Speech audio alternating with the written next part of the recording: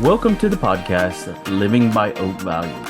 My name is Robert, and I host this podcast with my friend Gary, where we dive deep and share meaningful stories and discuss the values that help shape our lives. We will explore how we use these values to guide us through life, shaping our decisions and our relationships, and raising our kids. We are embracing a journey of personal growth and navigating our own paths. We are committed to living by these values and passing them on to our children. We are thrilled to have you here today and can't wait to share our latest episode. Whether you're a longtime listener or now just discovering us, welcome. And feel free to introduce yourself in the comments below. Check us out at northmancoaching.com. You're welcome to join our community, Northman Legacy Crew, and let us know what topics you're most interested in hearing about. Sign up with your email for behind-the-scenes, sneak peeks, and exciting updates. We hope you enjoyed today's episode. Happy listening. Gary, today's wonderful word is acceptance.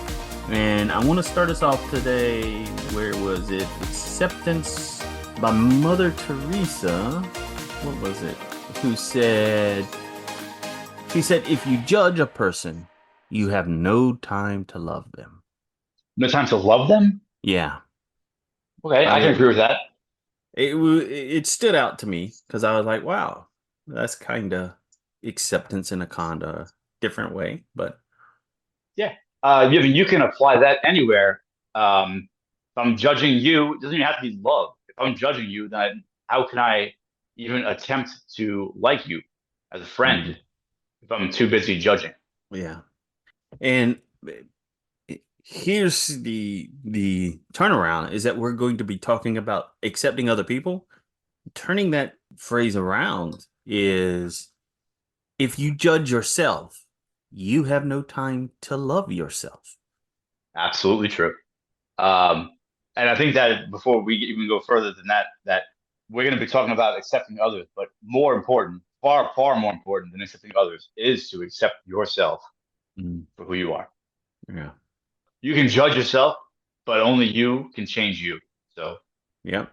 you have to accept you for who you are. So getting started down this road of acceptance, start out with, what does acceptance mean in general? What do you have as a generic? I know on the back it says state of being accepted or acceptable, but that's just small compared to what this really could be. That's all that the card needs is a small description or definition to kind of move you in the direction that you want to go. But what does acceptance mean to me? Acceptance is exactly what you were saying earlier with Mother Teresa and everything like that. Like, you have to accept people and things for who and what they are. And if you're too busy judging, then you won't be able to love them, like them, enjoy them, or anything. You'll be too busy judging. A quick story, like when I was in the military, my ship, we had just started training women. It was an all men ship, and we just started training women, and a lot of people were really, against it. The women couldn't do the job that men do. Men were better at this than women were. My issue that I had was that women were distracted. It was so much easier to work with men because there's no like that. There's no sexual tension. There's no distractions, and you got your job done. But we were told that the new thing that was happening, and there was no changing it. So I was forced to open my heart, open my mind, and accept it for what it was, and to the women that came on our ship, to accept them as shipmates, as coworkers, and to embrace their differences so that we can all move forward together. So Rob, after I had to open my heart and my mind to accept this new change happening with myself, with my military career, it really taught me a lot about acceptance and accepting the things that I can't change. So what do you know about acceptance? Well, to me, the acceptance is being more comfortable with who I am. I grew up in a family that was very, they like to joke, be very critical of people. Nobody was perfect. And even at work, there's this atmosphere that nobody's perfect. But inside everybody expect yourself to be perfect. And I had to learn to accept who I was, what I know, what I am growing, I am learning, and I had to accept that I'm not perfect, but I messed that one up. I know where I was going with that, but I don't see how you mess it up. I mean, you're not going to be perfect. No one's perfect, but to yeah. be comfortable in accepting who you are, I think that was beautiful. I mean, that Yeah. was, my story was about acceptance, and yours was just about personal acceptance, which Yep. I truly believe is actually more important than acceptance of others. Is that you need to accept yourself first. I think that's a beautiful story. So it Yeah. sounds like the people in your family, you growing up, probably could have used a little bit of this work to Yes. Yeah. accept Yeah. you more for who you were. Yeah. How do you feel like that shaped you, knowing that they didn't accept you off the bat? Well, it was hard because I always doubted myself. I lacked a lot of self-confidence. And so even though I was a very creative person, I didn't have confidence in myself that I could do it. And it put me under a lot of stress, a lot of depression. I distanced myself when you're around people who kind of not who seem to be judging you or criticizing of you, you don't want to hang around them. But learning that I'm acceptable, I can be around them and just learn that what they say is not the truth.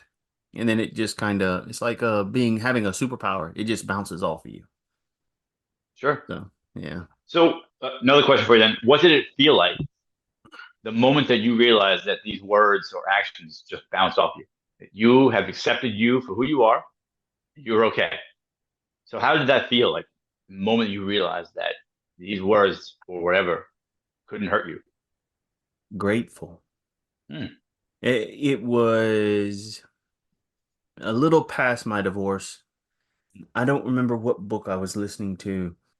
And when I realized it was like, well, it doesn't matter what anybody says about me. I know who I am. I was grateful to because it was like I undid a chain that was tied around my ankle, holding me back from being who I really wanted to be. So, Hmm. I like that a lot. The freeing of the chain. It's like the freedom to move, and you've accepted you, and now you are okay to move and go and whatever. The whole process of acceptance and what we're talking about as far as accepting ourselves. I look hmm at my daughter, and she is trying so hard to fit in with the crowd, whatever crowd that is. I'm not really sure, but I can see the unauthenticity. Is that the word? yeah. She's unauthentic. There you go. How about that? But she's just trying to learn who she is or understand or become the person she's becoming. So it's interesting that I feel like if kids could accept other kids for who they are and that self acceptance was taught in school, then maybe they would be less trying to fit in. It would be just whoever you are, that's good. Mm. And sometimes that's difficult because acceptance is also acknowledging that the situation may not be ideally perfect. And you kind of have to accept it as good or not good without judging Mhm. other people or judging yourself, allowing the acceptance and then growing and changing as a foundation, keep growing forward, going forward. Mhm. So, Also, like along with what you just said with the acceptance, acknowledging different things, you're also acknowledging your flaws mm, and being okay with that, which is strange. But if you took your flaws and made them your superpowers, then that changes the entire story, does it not? oh yeah, It's crazy. Do you think about it? Like, so what are my flaws? I have ADD, and just it took me, years and years of certain medications and trying to figure this whole thing out. Where I'm at now, I've accepted that I have ADD, and it's now my superpower because now I can realize that if I organize myself properly, that I have it in me to do two or three, four different things almost simultaneously because I have a list and I'm organized and I can make my brain work the way it needs to work for what it is. So my flaw just became my superpower. wow, that's awesome. I like that. Yeah. Yeah. Also with the With acceptance, it helps a lot in relationships, and that's a lot of what we do is help other men with their relationships. Is it can improve relationships with individuals who accept each other for who they are. With no judging, no trying to change the other person.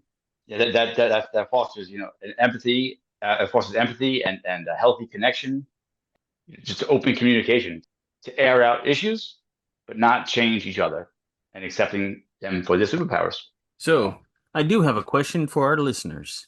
If you had a friend that messed up or fell short of your expectations, would you judge them? And at the same time, what if you were the one who messed up? How would you judge yourself? How is that different?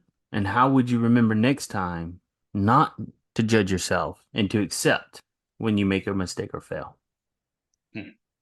Those are great questions for the listeners. I'm looking forward to hearing their answers to them. If they could put the answers down in the comment box, or reach out to us with an email, wherever they are watching this or listening to this, and they can put a comment.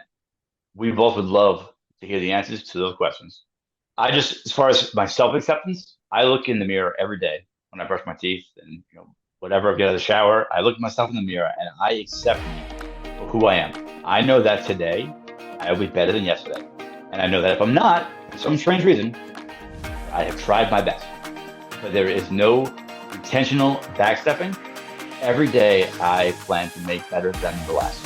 Because I accept me, who I am. And if you would like to go further or deeper onto this topic, you're welcome to reach out to Gary or Robert for a free consultation. Gary at Northman Coaching or Robert at northmancoaching.com. And folks, that's a wrap on today's episode. And of course, thank you all for listening. We're so glad that you could join us today. And if you enjoyed today's episode, please don't forget to subscribe to our podcast, Living by Oak Values. And if you feel generous, leave us a review. It really helps us out and keep these conversations going. For more updates and exclusive content, follow us on Facebook, YouTube, TikTok, and visit our website, northmancoaching.com. We'll be back next week with another exciting episode that you don't want to miss. Until then, keep discussing your values, embracing the journey. Take care and stay authentic.